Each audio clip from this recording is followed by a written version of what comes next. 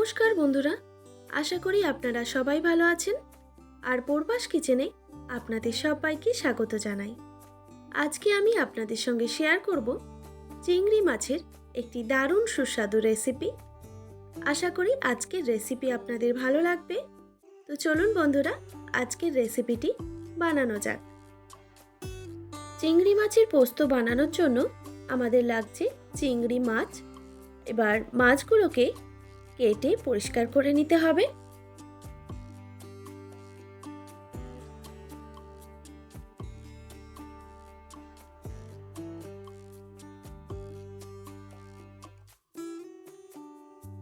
প্রথমে মাছের লেজটা কেটে নিতে হবে, আর মাছের পাগুলোকেও কিন্তু আমি কেটে বাদ দিয়ে দিচ্ছি।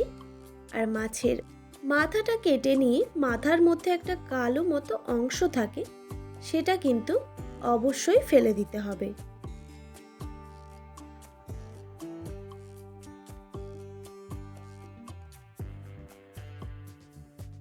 আর মাছের শিরের মধ্যে একটা সুতোর মতো কালো অংশ থাকে, সেটাও কিন্তু ফেলে দিতে হবে। দেখুন, একটা বেছে নিয়েছি। এবার বাকি মাছগুলো একইভাবে কেটে পরিষ্কার করে নিতে হবে।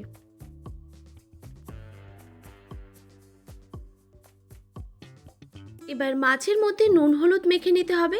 দিয়ে দিলাম হাফ টেবিল চামচ নুন আর হাফ টেবিল চামচ হলুদের গুঁড়ো।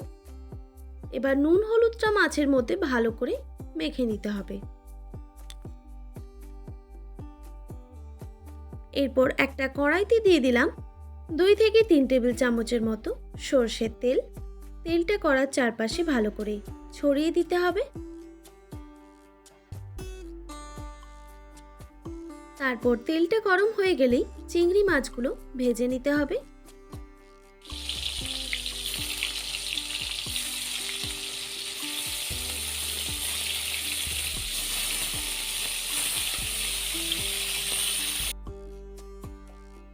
মাছের এক সাইডটা ভাজা হয়ে গেলে আরেক সাইডটা উল্টে ভেজে নিতে হবে।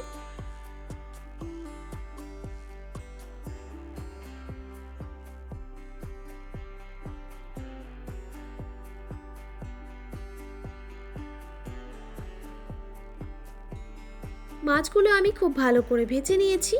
এবার আমি একটা পাত্রে তুলে নিচ্ছি।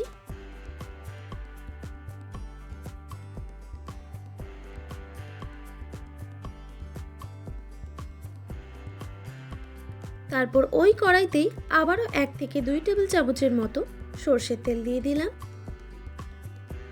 এবার তেলটা গরম হয়ে আসলেই দুটো মিডিয়াম সাইজের পেঁয়াজ কুচি করে নিয়েছিলাম দিয়ে দিলাম, আর কয়েকটা কাঁচা লঙ্কা চেরা। এবার পেঁয়াজ আর কাঁচা লঙ্কাটাকে খুব ভালো করে ভেজে নিতে হবে।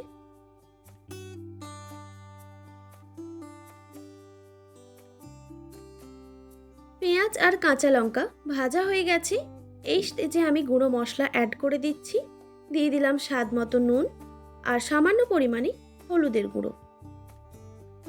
তারপর ভালো করে মিক্স করে নিতে হবে।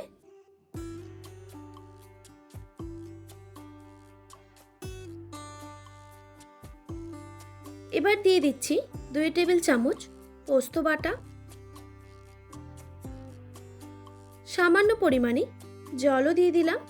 এবার পোস্তটাকে পেঁয়াজের সঙ্গে ভালো করে ভেজে নিতে হবে।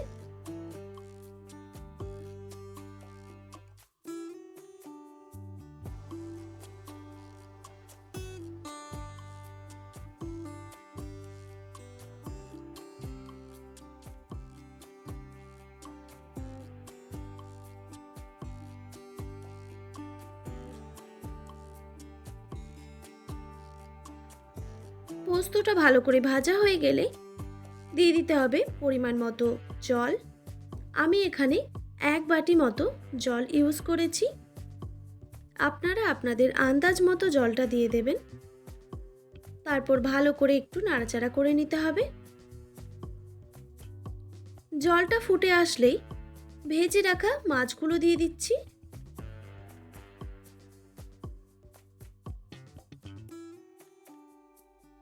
মাছগুলো দেওয়ার পর 2 থেকে 3 মিনিট আমি ফুটিয়ে নেব।